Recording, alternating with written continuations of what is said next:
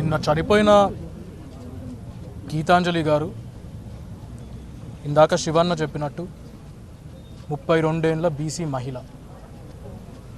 గీతాంజలి గారు చేసిన పాపం ఏంటి? గీతాంజలి గారు ఒక రాజకీయ ఆరోపణ చేయలేదు, ఒక పార్టీ మీద కామెంట్ చేయలేదు, ఒక పార్టీ నాయకుల మీద కామెంట్ చేయలేదు. ఇళ్ళ పట్టా శివన్న చేతి మీద అందుకొని ఆ ఆనందంలో వాళ్ళ ఇంటికి వచ్చే స్కీమ్స్ గురించి, లబ్ధుల గురించి, బెనిఫిట్స్ గురించి ఆమె మాట్లాడారు. సంతోషంగా మాట్లాడారు, ఎంతూజియాస్టిక్గా మాట్లాడారు, తెలుగులో ఇంగ్లీష్లో చాలా చక్కగా మాట్లాడారు. దాన్ని అందరూ వైరల్ చేశారు, పోస్ట్ చేశారు. మీలో ఎంతమంది దాని కింద వచ్చిన కామెంట్స్ కానివ్వండి, ఆమె మీద జరిగిన ట్రోలింగ్ కానివ్వండి చూసారో లేదో నాకు తెలియదు. దాన్ని ట్రోలింగ్ అనరు, టెర్రరిజం అంటారు.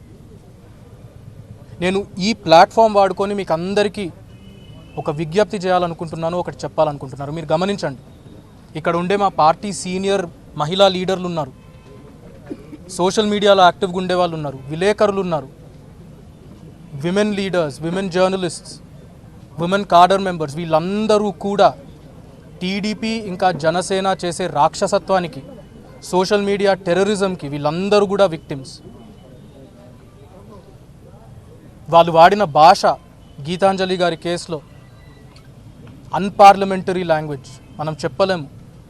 మళ్ళీ పిరికోళ్ళు, 100 అకౌంట్లు, 100 కామెంట్లు ఉంటాయి, అన్నీ కూడా ఫేక్ పేర్లు, ఏవో 2-3 నిజం పేర్ల మీద ఉంటాయి. అమెరికాల నుంచి చేస్తారు, యూకేల నుంచి చేస్తారు, విపిఎన్లని వాడుకుంటారు, ట్రేసబిలిటీ ఉండదు.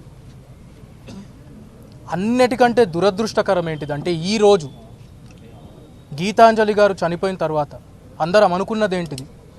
ఇది రాజకీయం కాదు, రాజకీయం చేసే టైం కాదు, సోషల్ మీడియాలో ట్రోలింగ్ అనేటిది జరగకూడదు, సోషల్ మీడియాలో ఇలాంటి టెర్రరిజం జరగకూడదు అని ప్రతి పార్టీ ఒక స్టాండ్ తీసుకోవాల్సిన నేపథ్యంలో మీరు టీడీపీ వాళ్ళ ఆఫీషియల్ హ్యాండిల్స్ ఈరోజు చూడండి, వాళ్ళ స్పోక్స్ పర్సన్స్ ఏం మాట్లాడుతున్నారో చూడండి. ఎక్కడ కూడా మేము బాధపడుతున్నాము, గీతాంజలి గారు అని ఒక మహిళ చనిపోయినందుకు మేము బాధపడుతున్నామని ఒక్కరూ చెప్పడం లేదు. ఇది కూడా వైఎస్ఆర్సీపీ చేసే రాజకీయం అంట. అసలు గీతాంజలి అన్న మహిళ చనిపోలేదంట, యాక్టింగ్ చేస్తున్నారంట. యాక్సిడెంట్ కేసుని మనం సూసైడ్ అని చెప్తున్నామంట. ఇక్కడ అన్న ఉన్నారు, వాళ్ళ భర్త, ఆయనంతకాయన ఇలాంటి టైంలో మీడియా ముందరకు వచ్చి మాట్లాడాల్సి వచ్చింది. అది వాళ్ళు చేస్తూ ఉన్నది. ఇప్పుడు కూడా పోస్టులు పెడతా ఉన్నారు. పైన మేము వాళ్ళ ఫ్యామిలీతో మాట్లాడుతుంటే ఇంకా పోస్టులు చూస్తున్నాం.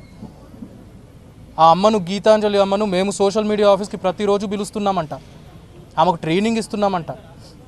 ఇలాంటి అలవాట్లు టీడీపీ వాళ్ళకు, లోకేష్కి, చంద్రబాబు నాయుడుకు, పవన్ కళ్యాణ్కు ఉంటాయేమో కానీ వైఎస్ఆర్సీపీ వాళ్ళకు అస్సలు ఉండవు. నేను అది గర్వంగా చెప్తున్నాను. నేను అడిగేది ఒక్కటే, ఈరోజు న్యాయం ఏం జరుగుతుంది? ఒక మనిషి, ఒక నిండు ప్రాణం పోయింది. ఒక తల్లి, ఒక భార్య, ఒక కోడలు, ఒక కూతురు, ఒక చెల్లి, ఒక అక్క చనిపోయారు. దీనికి బాధ్యులు ఎవరు?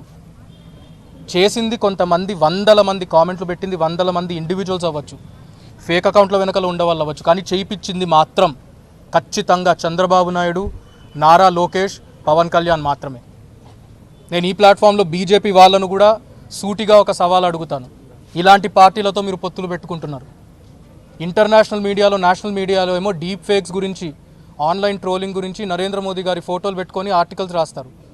మరి ఇప్పుడు మీరు ఈ అలయన్స్లోకి ఏదైతే ఎంటర్ అయ్యారో, మీ పార్ట్నర్లు ఎవరు, ఆన్లైన్ సోషల్ మీడియాలో ఏం చేస్తున్నారు?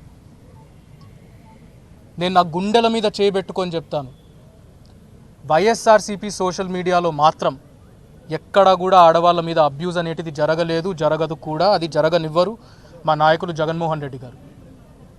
నేను మళ్ళీ కూడా అడిగేది ఇదే మన మీడియా మిత్రుల ద్వారా, దీనికి బాధ్యులు ఎవరు? ఒక టీడీపీకి కానీ, ఒక జనసేనకి కానీ, దాన్ని పాలించే ఒక చంద్రబాబు నాయుడుకి, ఒక లోకేష్కి, ఒక పవన్ కళ్యాణ్కి కానీ ఇంతైనా, ఒక రవ్వంతైనా బాధ ఉందా?